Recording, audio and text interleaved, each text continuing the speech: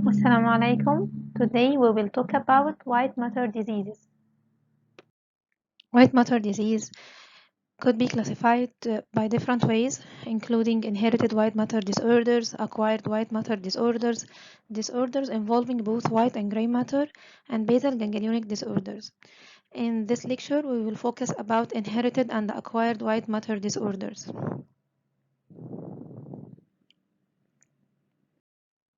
Another simple classification of the white matter disease include demyelinating, dysmyelinating, and hypomyelinating disorders.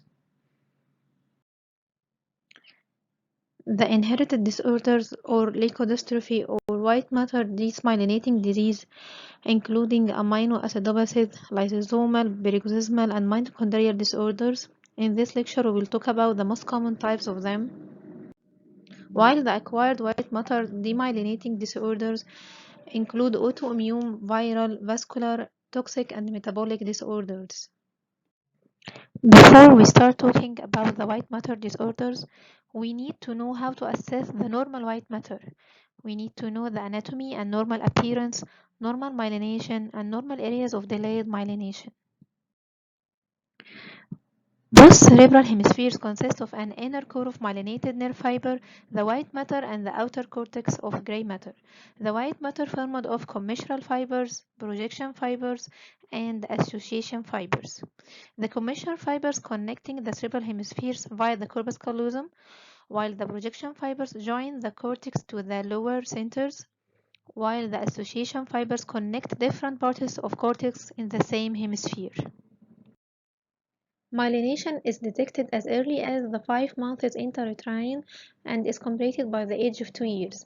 At birth, the white matter contains about 88% water and decreases by times due to the myelination, which is formed by fat rich in phospholipids. Myelin maturation and depositions start in the central white matter before peripheral, dorsal white matter before ventral, caudal to rostral, proximal pathway before distal pathway, sensory before motor white matter. T1 weighted images are the key sequence in assessing normal myelination in children less than 1 year, while T2 weighted images in children from 1 to 2 years old. Proton density images could help in differentiating gliosis from the lack of myelination, as gliosis usually appear more hyper-intense in proton density images. MRS also can reflect the myelination through the first 2 years of the life. Some important basic principles of myelination on MRI. The unmyelinated white matters appear hypointense on T1 weighted images and hyperintense on T2 weighted images, while the myelinated white matters appear the opposite, hyperintense on T1 and hypointense on T2. The increase in signal intensity on T1 weighted images precedes the decrease in signal intensity on T2 weighted images. That's why we prefer to assess the white matter myelination on T1 weighted images, as before the age of 6 months, T1 images are more sensitive to the detection of myelination changes than the T2 weighted images. This table summarizes the normal myelination on T1 weighted images. As we see, the adult appearance of myelin achieved on T1 weighted images at 10 to 12 months. This table shows the normal myelination on T2 weighted images. The adult appearance of white matter on T2 weighted images is achieved at 24 months. As these images show, the normal white matter appearance on T2 weighted images in a child aged 24 months. MRS reflects the normal white matter myelination. There is gradual increase in N-acetyl aspartate due to neuronal maturation. After 2 years, the MRS is identical to the adult one. There are some normal areas of delayed or diminished myelination called terminal zones. It's very important to know these areas as they shouldn't be mistaken for white matter disease. These areas include pre-trigonal white matter, frontal horns, posterior limb of the internal capsule. The peritrigonal white matter may not myelinate completely until the age of 20 or even 30 years. Differential diagnosis of this delayed white matter myelination in this region include the periventricular leukomalacia. But the periventricular leukomalacia is usually sharply defined, located more inferiorly, associated with loss of the brain tissue in the form of decreased white matter, thinned posterior corpus callosum, irregular margin of the lateral ventricle. Also, the periventricular leukomalacia extends to the ventricular margin, which not occur with normal peritrigonal high signal intensity. Axial and coronal T2 weighted images show persistent high signal intensity in the peritrigonal region. Note that the ventricular margin are normal, no white matter loss, no brain atrophic changes. These axial T2 weighted images reveal atrophy of the periventricular white matter in both cerebral hemispheres, with irregularity of the ventricular wall. Also, the high signal intensity extends to the ventricular margins in case of periventricular leukomalacia. The second side of normal delayed myelination is the ventricular caps, usually appear as triangular shaped areas of T2 or flare hyperintensity at the at the adjacent areas of frontal horns or occipital horns of the lateral ventricle.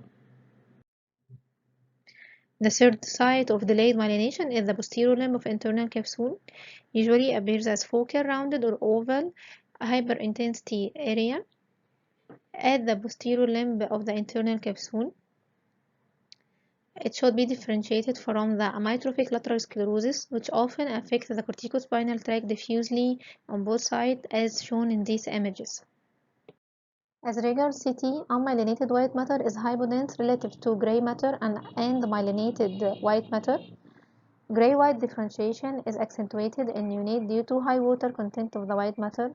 Density increase with myelination is relatively subtle, making CT insensitive in detecting the delayed myelination. As we mentioned before, the simplest classification of white matter disease is desmyelinating and demyelinating diseases. Desmyelinating disease is caused by failure of formation of normal white matter or failure of maintenance of the formed white matter. This group characterized by progressive destruction of myelin, also called leukodystrophies, important error of metabolism, inherited white matter disorders. Leukodystrophies include multiple white matter disease. We will talk about the most common types. Some leukodystrophies associated with large head, such as Canavan and Alexander disease. Others associated with normal head size, such as metachromatic leukodystrophy and X-linked adrenoleukodystrophy, while Blasius-Merzbacher disease associated with a small head size. We will start with adrenoleukodystrophy, which is inherited X-linked disorder of peroxisome metabolism, leads to impaired oxidation of very long-chain fatty acids. It starts at occipital lobes and splenium of corpus callosum and spreads from peritrigonal regions outwards and anterior. Adrenoleukodystrophy usually occur in preteen males, boys 5 to 8 years old. Another type of adrenoleukodystrophy is adrenomyeloneuropathy, which is mild adult form, occasionally called the spinocerebellar form, and may also affect female carriers. The most common clinical presentation of adrenoleukodystrophy, the children may have neurological and endocrinological symptoms, such as behavioral difficulties, deteriorating school performance, visual and hearing problems, and Addison or adrenal insufficiency. At MRI, adrenoleukodystrophy appears as high signal intensity on T2 weighted images showing white matter involvement starts at the occipital lobes and splenium of corpus callosum, spreads from the peritrigonal regions outward and anterior. Symmetric abnormal areas of hyperintensity along the descending pyramidal tract are common. On post-contrast study, it shows characteristic pattern of enhancement within the active demyelination and inflammation at the periphery, while the central areas of involvement don't enhance, usually completely demyelinated. Less frequently, the frontal and parietal white matter may be predominantly involved. Axial, flare, and T1 post-contrast images revealed the typical pattern of adrenoleukodystrophy in the form of hyperintensity at splenium of the corpus callosum as well as both occipital regions with characteristic enhancement of the active demyelination. Another case with similar finding, hyperintensity on the post-occipital region, affection of the splenium of the corpus callosum, This case revealed that bilateral hyperintensity at the descending pyramidal tracts. Alexander's disease, also called fibrinoid leukodystrophy, usually occurs as frontal white matter with frequent posterior progression. White matter changes. Subcortical U fibers could be involved. Periventricular rim, basal ganglia, and thalami affected more than dentate, fornix, and optic chiasm. Its cause is not definitely known. Usually affect the first year of life with male predominance. Clinically, the child has macrocephaly, spasticity, seizures, and developmental delay. Death occurs in early childhood usually. On MRI, Alexander's disease appears as T2 hyperintense lesion on frontal, deep, and subcortical white matters, usually bilateral and symmetrical. The basal ganglia and the anterior limb of internal capsule are commonly involved. All these areas show insignificant enhancement on post-contrast study. Axial flare and T1 post-contrast images revealed marked hyperintensity on both frontal regions and basal ganglionic regions, with enhancement of these areas on post-contrast study. Another case of Alexander disease revealed the typical finding in the form of T2 and flare hyperintensities, more common at both frontal region, involving both subcortical and deep white matter. Also, the abnormality could be detected on the axial CT images. Canavan's disease is deficiency of aspartoacrylase leads to accumulation of N-acetyl aspartate. Usually, the affection is diffuse confluent demyelination with early subcortical U fiber involvement. Thalami and globus pallidi are usually affected.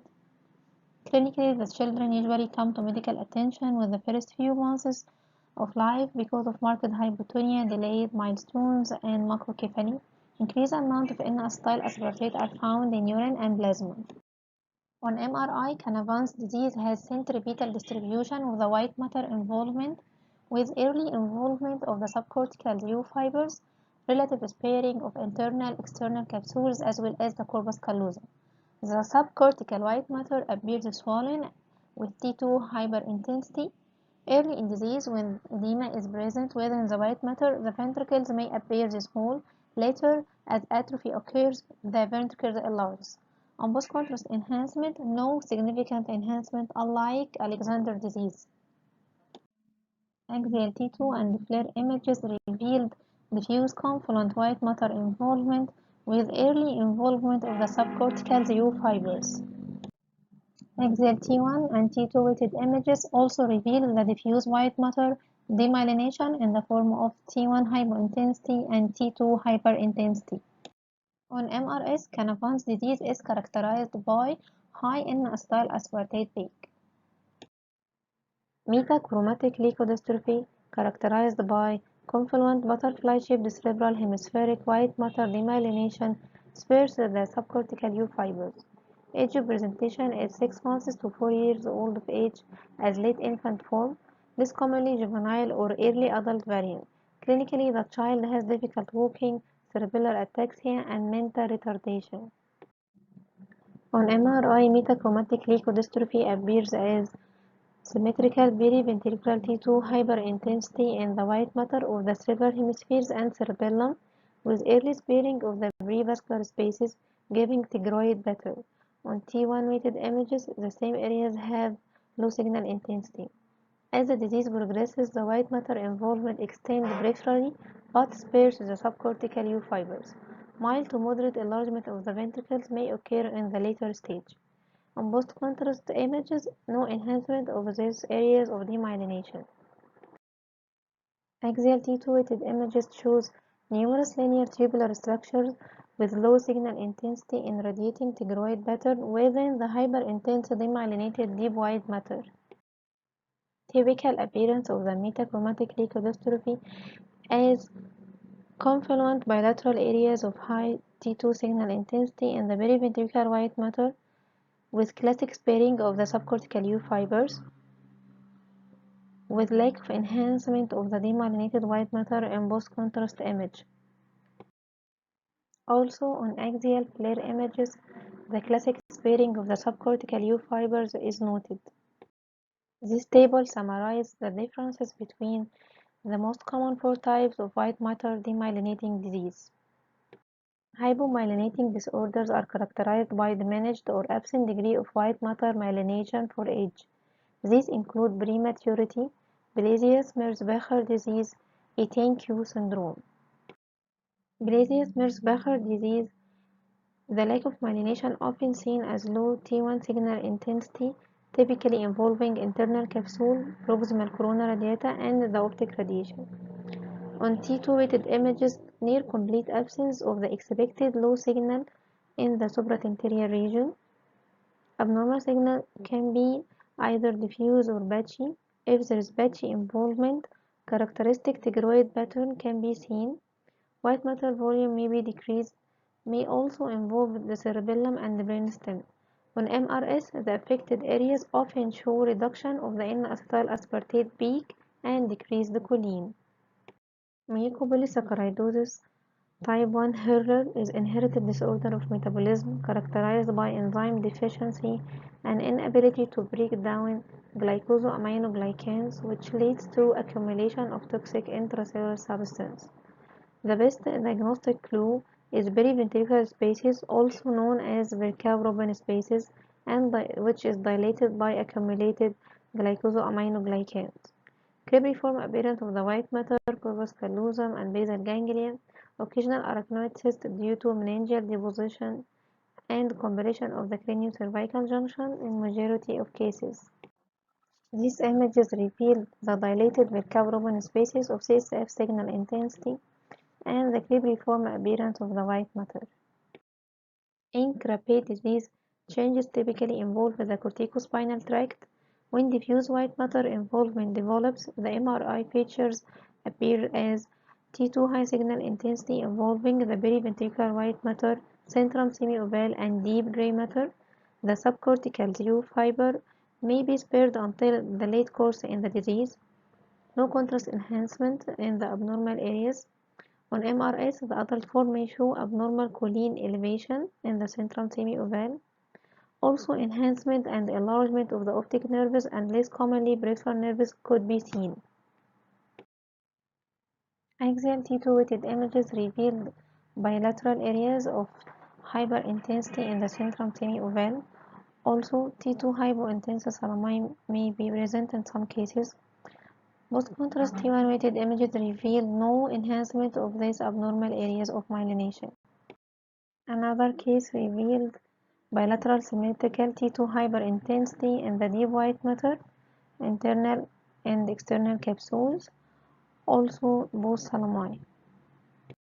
Zellweger syndrome, also known as cerebrohepatorenal syndrome, which is characterized by codothalamic germinolytic cysts, white matter demyelination, macrocephaly, microgyria, polymicrogyria, and pachygyria. Abdominal antenatal ultrasound, hyperechoic kidneys, and hepatomegaly may be demonstrated. Leigh syndrome is genetically inherited mitochondrial disorder characterized by progressive neurodegeneration. The best diagnostic clue is bilateral symmetrical high T2 and flare signal intensity in putamen and periaqueductal gray matter. As record location, it has common and uncommon location. The common location is basal ganglia, brainstem, thalami, and dentate nuclei. The infrequent uncommon location is white matter, cerebral mosaic, cerebellar, spine, and cortical gray matter. Clinical presentation usually as psychomotor delay, present by age of 2, childhood and adult presentation uncommon. Elevated CSF serum urine lactate is classic. Natural history is progressive neurodegeneration lead to respiratory failure and death in childhood. Axial T2 and diffusion weighted images revealed bilateral symmetrical T2 hyperintensity in thalami, periaqueductal gray matter, brainstem, and dentate nuclei, with areas of diffusion restriction in both thalami denoting acute injury. MELAS is mitochondrial myopathy, encephalopathy, lactic acidosis, and stroke-like episodes. Mean age of onset is 15 years old. The best diagnostic clue is stroke-like cortical lesions with shifting spread. Appearance, disappearance, reappearance elsewhere is classic. Lesions across typical vascular territories. elevated lactate in CSF, normal brain on MRS. The findings are variable according to the stage. Acute stage appear as swollen gyri, subacute stage band of cortical hyperintensity consistent with laminar necrosis, chronic stage progressive atrophy of the basal ganglia, temporal parietal occipital cortex.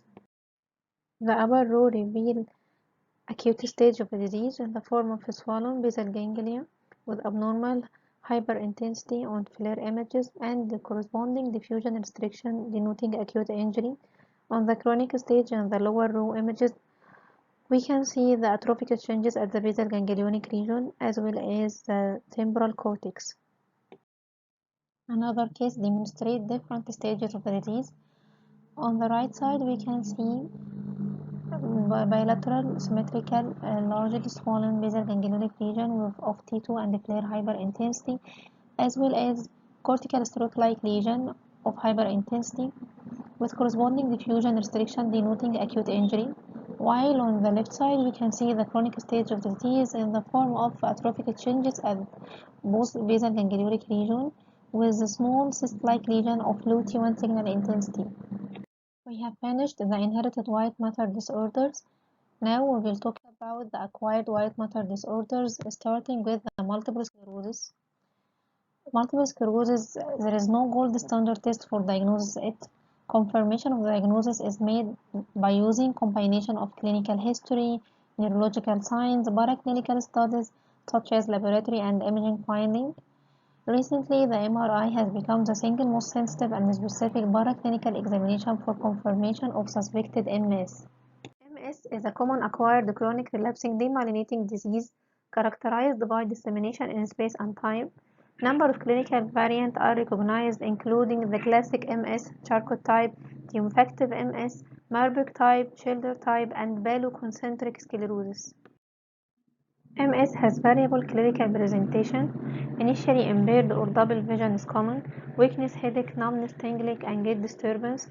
Loss of sphincter control with a spinal cord symptom in 80% of cases.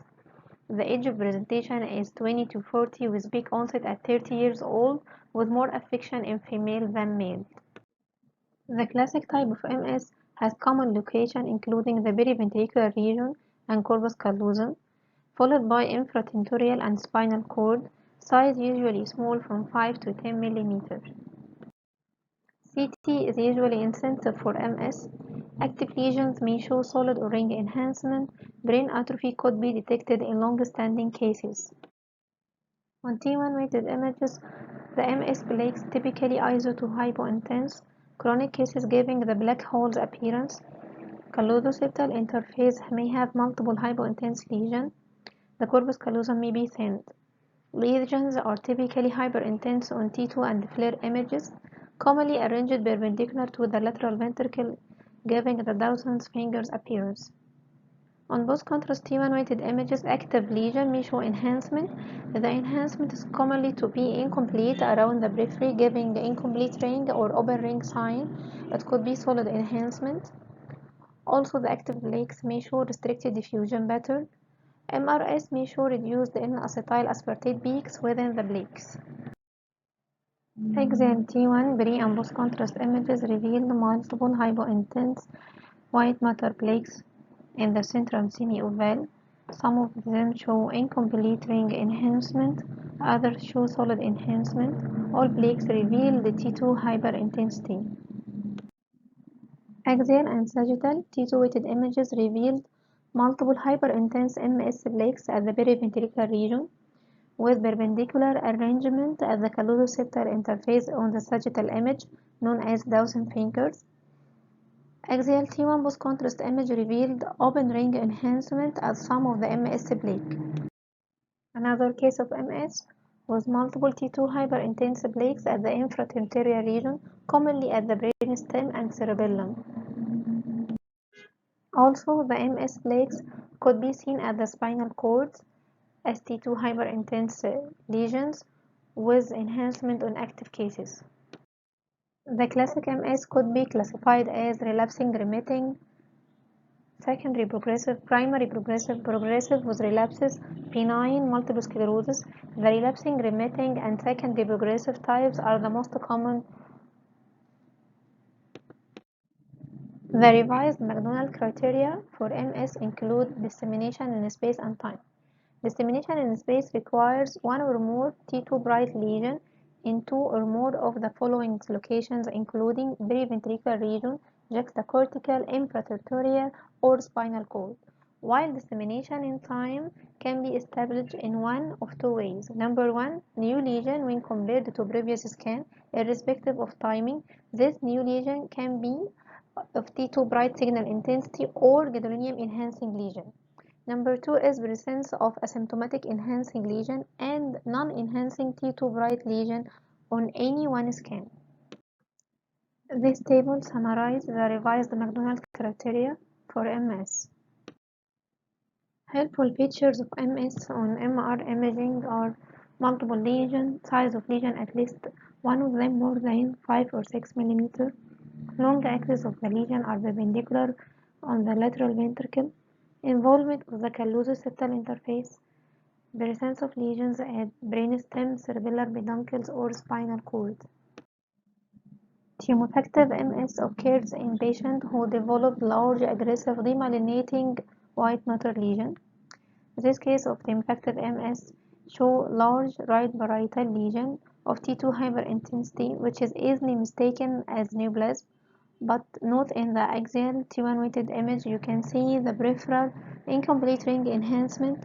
Also the sagittal pre-contrast T1 weighted image revealed hypointense periventricular region with characteristic perpendicular location at the callosociptal interface, favoring the diagnosis of MS. Devic syndrome or neuromyelitis optica differs from MS, as the patients are very ill, as it's more acute and fulminant than the MS. Usually there is a combination of one-sided blindness and paraparalysis due to the long segment of affection at the spinal cord, unlike the MS, which is usually one or two segment affection. Devic is usually monophasic with no brain plaques. Coronal T2-weighted images with fat suppression reveals the enlarged optic nerve with abnormal T2 hyperintensity with corresponding significant post-contrast enhancement. Axial and sagittal T2-weighted images of the spine revealed hyperintense plaque. Paloconcentric sclerosis can be similar to other forms of MS in presentation, but it may also show rapid progression and sometimes fulminant course. On pathology, concentric layers of alternating demyelination and preserved myelin are seen, thus resulting in the characteristic MR appearance. On T1 appears as irregular concentric areas of ISO and low signal. On T2 weighted images appears as irregular concentric areas alternating ISO or hypointense and hyperintense signal. On T1 post-contrast image, concentric rings of enhancement could be seen. On diffusion weighted images, restricted diffusion in the outer ring could be seen. Axial T2 and FLAIR images revealed concentric hyperintensity. Axial T1 post-contrast image revealed faint concentric enhancement. Also, concentric diffusion restriction could be detected at the outer ring on diffusion weighted images.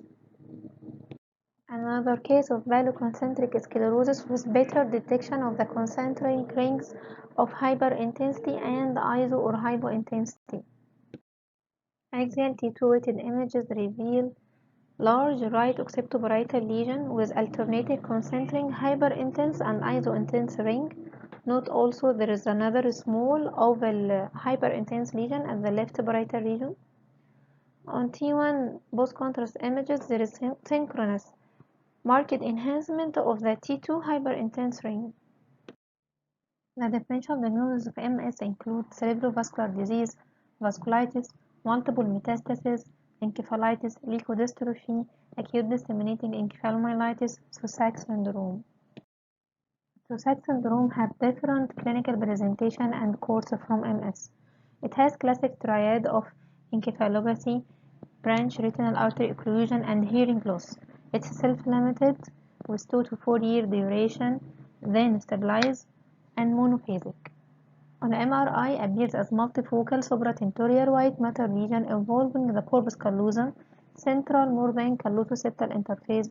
The central callosum holes in subacute and chronic phase could be seen, 70% basal ganglionic and 50% posterior fossa lesion.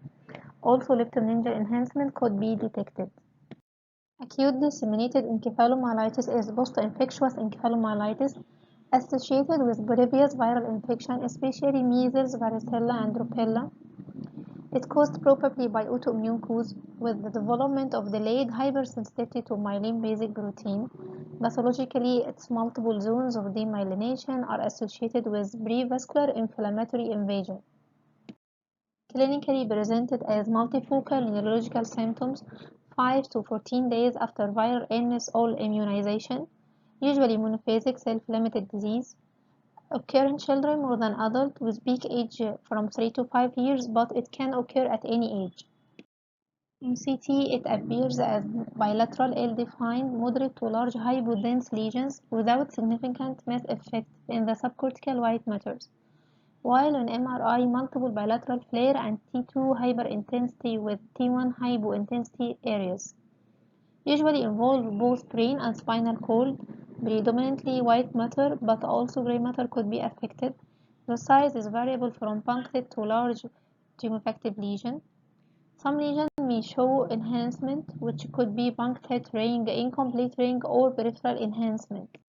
Axial T2 and flare images revealed bilateral, sizable white matter hyperintense lesions without significant related mass effect.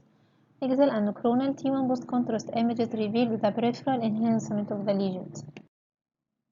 Axial T2 weighted image revealed multiple bilateral patchy hyperintense lesions at the subcortical white matter as well as the deep gray matter, including the thalamus and the corpus striatum.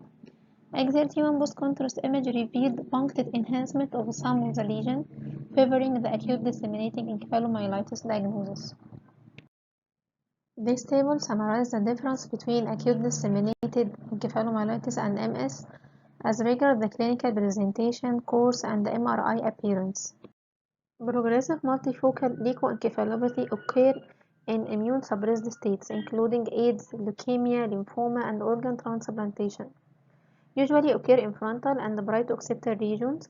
Subcortical white matter then extends deeply, no affection of the cortical gray matter. Usually appears as multifocal asymmetric periventricular and subcortical involvement. On CT, lesions of low density in white matter, especially the frontal and bright occipital region. On MRI, lesions of hypo or iso-intense signal on T1 weighted image and hyper-intense signal on T2 weighted image. Usually there is no significant mass effects and no enhancement on post-contrast study. Axial flare image revealed the bilateral asymmetrical patchy white matter hyper-intense lesion in both frontal region. T1 weighted image revealed the ISO2 hypointensity of the lesion with no significant enhancement on post-contrast study. In case of progressive multifocal leukoencephalopathy in men with HIV infection, axial proton density and T2 weighted images revealed the bilateral asymmetrical subcortical white matter hyperintensity lesion in both occipitoparietal regions with characteristic demyelinating appearance in the form of minimal mass effect despite the large size of the patchy white matter lesion. The differential diagnosis in this case include BRIS, posterior reversible encephalopathy syndrome, which could have an identical imaging appearance except BRIS may show patchy enhancement. The history of immune suppression in the form of HIV infection is critical for proper diagnosis in this case. Osmotic demyelination syndrome include pontine and extrapontine myelinolysis, is a demyelinating disorder found in alcoholics and in association with many systemic disease with electrolyte abnormalities such as rapid correction of hyponatremia or hypokalemia. Pons is the most common site, extrapontine involvement in 50% of cases in basal ganglia, cerebral white matter, and less common in peripheral cortex and the hippocampus. The most common presentation is seizures and altered mental status. Symptoms emerge 2 to 4 days after correction of the hyponatremia. On CT, it may appear as normal, or central bones appears hypodense. On MRI, the affected sites appear hypo on T1 and hyper on T2 and flare images. Sparing the corticospinal tract is characteristic. Variable enhancement could be detected. Also, restricted diffusion in diffusion-weighted imaging is usually detected. A case of central pontine myelinolysis, axial T2 weighted images revealed hyperintensity within the bones. The central corticospinal tract usually remain preserved, giving this characteristic appearance of two rounded areas of spared central pontine tract. Another case of osmotic demyelination, axial T2 weighted images revealed T2 hyperintensity at the central bones as well as both basal ganglionic regions. Pontine T2 hyperintensity with corresponding diffusion restriction pattern. Osmotic demyelination should be differentially diagnosed from pontine ischemic infarction, demyelinating disease, and pontine neoplasm such as astrocytoma and metastasis. In pontine ischemia or infarction, usually the affection is asymmetric, usually involve both central and peripheral pontine fibers as these axial T2 and diffusion weighted image revealed. In demyelinating disease, look for typical lesion elsewhere. Look for characteristic enhancement pattern, such like incomplete ring in cases of MS. These images revealed multiple white matter hyperintense lesion in the bones with characteristic incomplete ring enhancement. In cases with pontine neoplasm, the primary neoplasm such as pontine glioma typically occur in pediatric and young adult population, while bones is a rare site for solitary metastasis.